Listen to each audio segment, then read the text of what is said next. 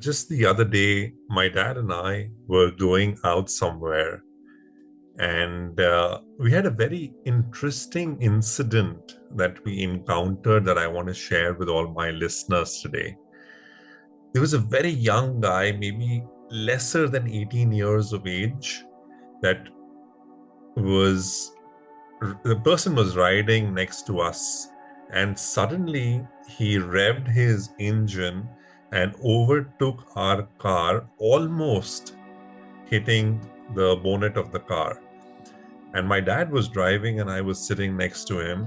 And while he was overtaking, I could really see that he was hurling out a lot of abusive words while overtaking.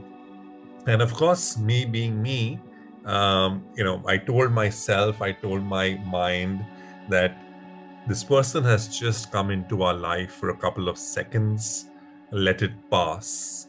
But the natural reaction was to say, if he's going to be abusive, I'm not going to take shit. It's a matter of respect, and I'm going to give it back to him. I told my dad, I said, why don't you just speed up a little bit and get where he is? And my dad said, let it be. It's okay. He's just gone. Ignore him. But as luck would have it, by the time we reached the next signal, he was right there. And we had also arrived and parked the car and halted the car just next to where he was. And again, without any provocation, this time the car was on his right, which means he was right next to me, and he started abusing again. And this time I couldn't control myself, and I also returned the wonderful language back to him. In a couple of seconds, luckily for both of us, to avoid any road rage, the signal turned green and he sped off, really ran away. In this moment, I looked at my dad, and the look on his face was slightly disappointing, almost as if he looked at me without saying he said so much that you could have exercised a little bit more patience. And when I told him it was about self-respect, he paused, looked at me in the eye, and said, Sahil, if you're saying self-respect, where does it come from? And if it comes from the self, which is you, the individual, then there is nobody else who needs to respect you.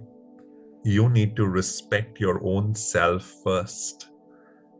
And that was such a powerful lesson, because if I respect my words, if I respect my reaction, if I respect my response, it is all within my control. And I am not putting the power in that motorist. I am not putting the power in that biker. And I am not putting that power in anybody else apart from myself. And the moment I have that power, I am powerful.